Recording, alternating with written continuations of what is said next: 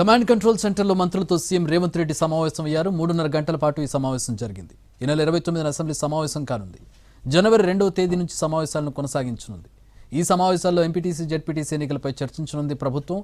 Irrigation ప్రాజెక్టులపై కూడా చర్చిస్తారు.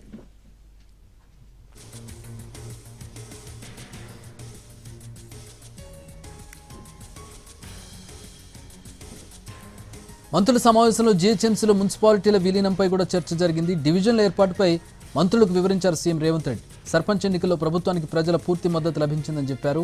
పంచాయతీ ఎన్నికల్లో కొందరు కొన్ని పొరపాట్లు చేశారని, ఎంపీటీసీ, జెడ్పీటీసీ ఎన్నికల్లో అవి పునరావృతం కాకుండా చూసుకోవాలన్నారు ముఖ్యమంత్రి.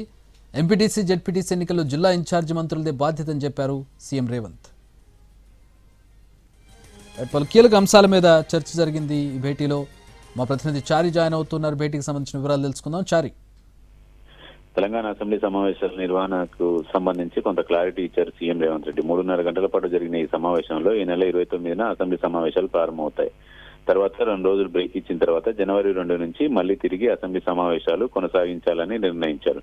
ప్రధానంగా కృష్ణా గోదావరి బేసిన్ లో ఉన్నటువంటి ప్రాజెక్టులు, నీటి కేటాయింపు లాంటి అంశాలతో పాటు ఇటీవల జరుగుతున్నటువంటి ఏ ప్రభుత్వంలో కృష్ణా జలాల కావచ్చు, గోదావరి జలాల వాడుకోవడం కావచ్చు, పంపకానికి సంబంధించినటువంటి విషయంలో అన్యాయం జరిగింది అనేటువంటి చర్చ జరుగుతుంది. కాబట్టి వాటి మీద పూర్తిగా చర్చించాలనేటువంటి అభిప్రాయానికి సీఎం రేవంత్ రెడ్డి వచ్చారు. దాంట్లో భాగంగానే అసెంబ్లీ సమావేశాల్లో ఈ కృష్ణా బేసిన్ లో, గోదావరి బేసిన్ లో ఉన్నటువంటి ప్రాజెక్టులు, నీటి కేటాయింపులు, వాటిలో ఉన్నటువంటి పంచాయతీలు, వీటన్నిటి మీద సుదీర్ఘంగా చర్చ చేయాలనుకుంటుంది. సుమారు 2 రోజుల పాటు ఈ చర్చని కొనసాగించాలనేటువంటి ఆలోచనతో ప్రభుత్వం ఉంది. వీటితో పాటుగా ఎంపీటీసీ, జెడ్పీటీసీ ఎన్నికలకు నిర్వహణకు సంబంధించి కూడా ఈ సమావేశంలో చర్చ జరిగింది.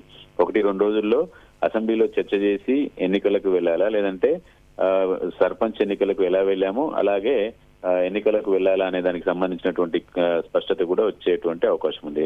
ఎందుకంటే బీసీ రిజర్వేషన్లతో ముందుకు వెళ్ళాలి, దాని మీద క్లారిటీ ఇచ్చి వెళ్ళాలనేటువంటి ఆలోచన కూడా ప్రభుత్వం చేస్తుంది. కాబట్టి వీటికి సంబంధించి కొంత క్లారిటీ రాబోతుంది. ఇక 3వ అంశం, సర్పంచ్ ఎన్నికల్లో ఇటీవలనే కొంతమంది ఎమ్మెల్యేలు సరిగా పనితీరు ప్రదర్శించలేదని కాంగ్రెస్ పార్టీ అభ్యర్థులకు, రెబల్ అభ్యర్థులు, అలాగే కొంతమంది ఎమ్మెల్యేలు తమ బంధువులకు టికెట్లు ఇప్పించుకునే క్రమంలో కార్యకర్తలకు అన్యాయం జరిగిందనేటువంటి అంశాలన్నీ కూడా పార్టీ దృష్టికి, అటు సీఎం రేవంత్ రెడ్డి దృష్టికి కూడా వచ్చినటువంటి నేపథ్యంలో స్థానిక సంస్థల ఎన్నికల్లో జరిగినటువంటి కొన్ని పొరపాట్లకు సంబంధించి కొంతమంది మంత్రులకి సున్నితంగానే అవి రిపీట్ కావద్దు అనేటువంటి అంశం మీద కొంత క్లారిటీ